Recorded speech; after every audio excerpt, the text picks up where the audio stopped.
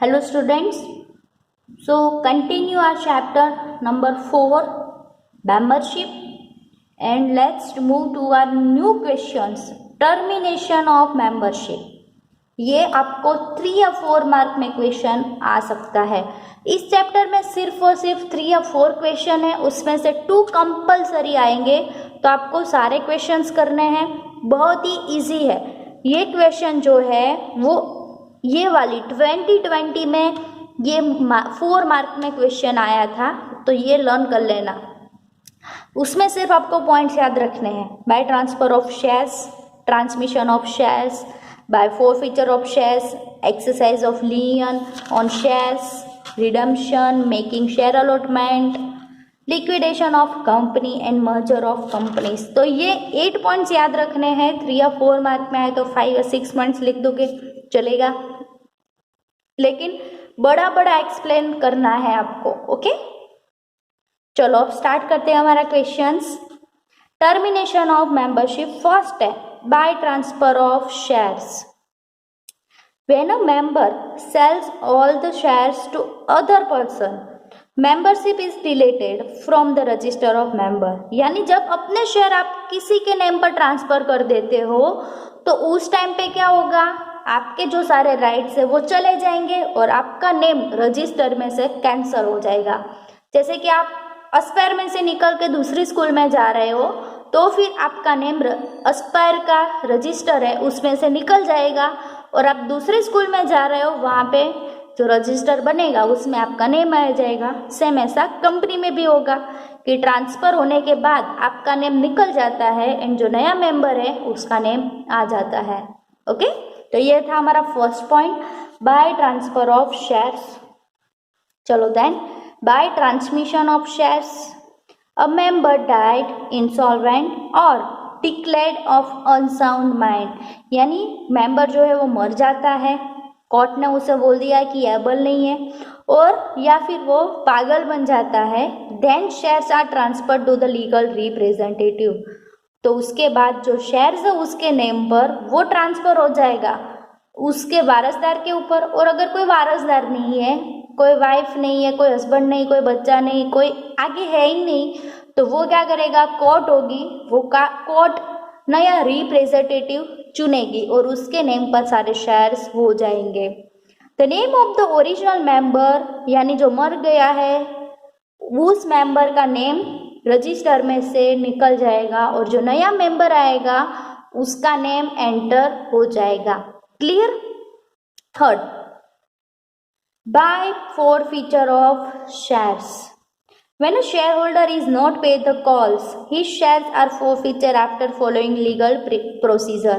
यानी जो share holder होता है वो कॉल्स आते हैं ना, अलॉटमेंट हो जाने के बाद कॉल्स पे करने पड़ते हैं, तो अगर वो कॉल्स पे नहीं कर पाता है, 1 या 2 कॉल पे किया उसके बाद कॉल नहीं पे कर पाता है, कॉल्स यानी इंस्टॉलमेंट पे नहीं कर पाता है, तो कंपनी जो है वो पहले उनको रिमाइंड भेजती है, रिमाइंडर 2-3 बार लेटर लिखती है कि आप कॉल से वो अपने पे करो विथ इंटरेस्ट, पे करो, लेकिन फिर भी वो नहीं पे करता है, तो उसके बाद कंपनी उसके जो शेयर्स है वो वापस ले लेती है, प्लस उसने जितने पैसे पे किए हैं वो भी कंपनी उनको वापस नहीं देती है।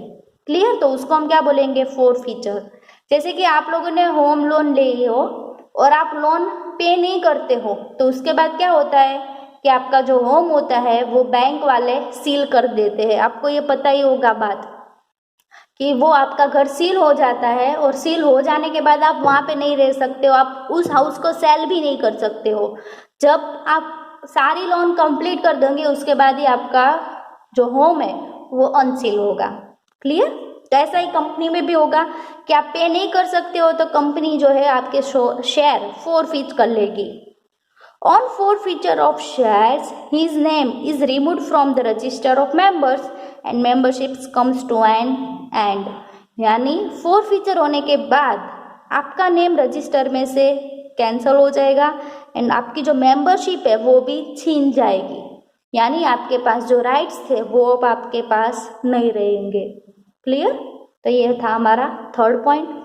फोर्थ पॉइंट है हमारा by exercise of lien on shares. Firstly, there is a provision of lien on AOA, Articles of Association. लियन पता है आपको कि आप डेट चुकाने के लिए एबल नहीं हो तो कंपनी के पास ऐसा राइट होगा कि जैसे कि कंपनी को 50,000 लेने थे आपके पास से और आप 50,000 नहीं पे कर सकते हो, तो कंपनी के पास ऐसा राइट होगा कि आप वो आपकी असेट सेल करे, हाउस सेल करे, कार सेल करे, बाइक सेल करे, जो भी सेल करे, कंपनी को 50,000 आपके पास से मिलने चाहिए। तो ऐसा लियन राइट होता है कंपनी के पास। वो आर्टिकल ऑफ एसोसिएशन में लिखा होता है कि ऐसे राइट से ही कंपनी अपना जो डेट है वो फिल कर सके। Then company recover its due from a member by selling his share and his membership comes to an and.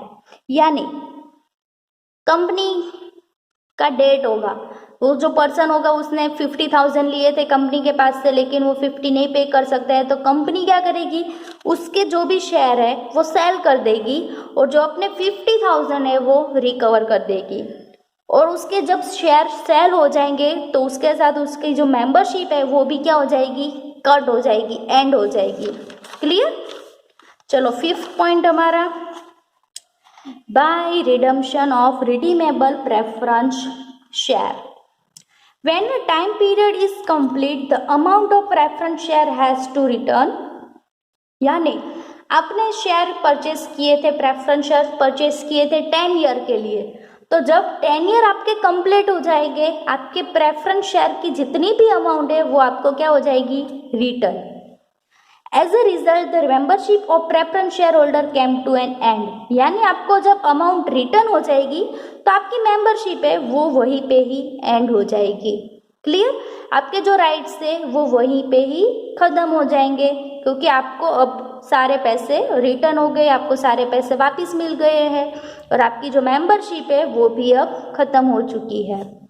6th point, by making share allotment void.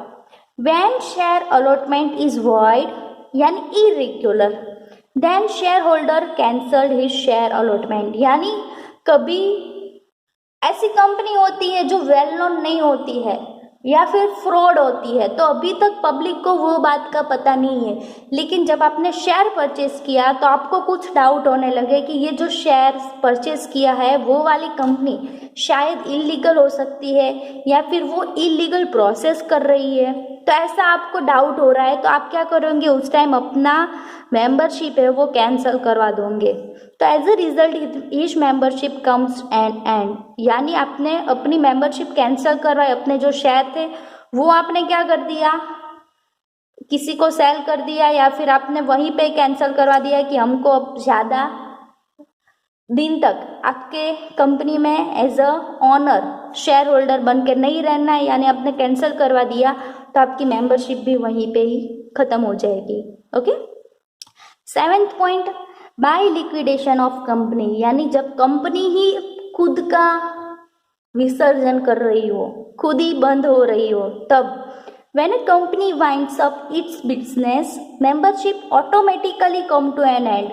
यानी जितने भी अंदर शेयर होल्डर है, प्रेफरेंस शेयर होल्डर है, equity share holder है, सब लोगों की मेंबरशिप ऑटोमेटिकली क्लोज हो जाएगी, क्योंकि कंपनी खुद बंद कर रही है, खुद अपना बिजनेस बंद कर रही है, तो जो भी अंदर होगा सभी की मेंबरशिप क्या हो जाएगी, बंद हो जाएगी, कंप्लीट। एंड लास्ट पॉइंट है बाय मर्जर ऑफ कंपनीज। यानी एक कंपनी जो है उसका ज़्यादा बिजनेस नहीं चल रहा है या फिर ज़्यादा प्रॉफिट नहीं हो रहा है, तो दो पार्टनर मिलकर एक कंपनी बना रहे हैं, दोनों की कंपनियां अलग अलग थी तो दोनों को मर्ज कर रहे हैं, यानी एक कंपनी बन रही है।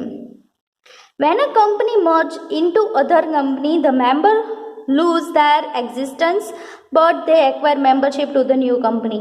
यानी ये जो ए कंपनी है वो क्या कर रही है, जो बी कंपनी है उसके साथ मर्ज हो रही है, अब वो बन जाएगी ए बी कंपनी। क्लियर? वो क्या बन जाएगी, ए बी कंपनी। तो यहाँ जो मेंबरशिप थी, वो शायद ऐसा भी हो कि बी कंपनी में जाके कट हो जाए, वो ए वाले ऐसा बोले कि हम बिजनेस वाइंड अप कर रहे हैं तो आपकी मेंबरशिप यहीं पे ही ख़त्म। लेकिन अगर ए वाले को मेंबरशिप कंटिन्यू रखवानी है इस मेंबर की, तो वो क्या करेगा, बी में जाके उसकी मेंबरशिप वहाँ पे ले जाएगा और मेंबरशिप को क्या करेगा, कंटिन्यू रखेगा। क्लियर? वो डिपेंड है ए के ऊपर, यानी बीओडी के ऊपर डिपेंड है कि वो मेंबरशिप कंटिन्यू इसकी रखना चाहता है कि नहीं। अगर नहीं चाहेगा तो ऐसा बोल देगा कि हम कंपनी वाइंड अप कर रहे हैं, और अगर रखना चाहता है तो क्या बोलेगा कि बी में मर्ज हो जाने के बाद आपकी मेंबरशिप वहीं पे कंटिन्यू रहेगी। अब वो ए कंपनी नहीं कहलाएगी, अब वो कौन सी कंपनी कहलाएगी, ए बी कंपनी। आगे बात समझ में? तो ये हो गया हमारा टर्मिनेशन ऑफ मेंबरशिप। 4 मार्क में ये क्वेश्चन आया था, तो इस साल भी आज आने के चांसेस थोड़े कम है, लेकिन फिर भी माइंड में रखना, और ये सारे आगे वाले जो पॉइंट्स है वो भी माइंड में रखना, क्योंकि पॉइंट्स अगर माइंड में होंगे तो आप उसके अंदर कुछ भी लिखोगे आपको चलेगा, और पॉइंट के रिलेटेड होगा तो ही, अदरवाइज नहीं। ओके, तो ये चैप्टर आपका यहीं पे ही खत्म होता है।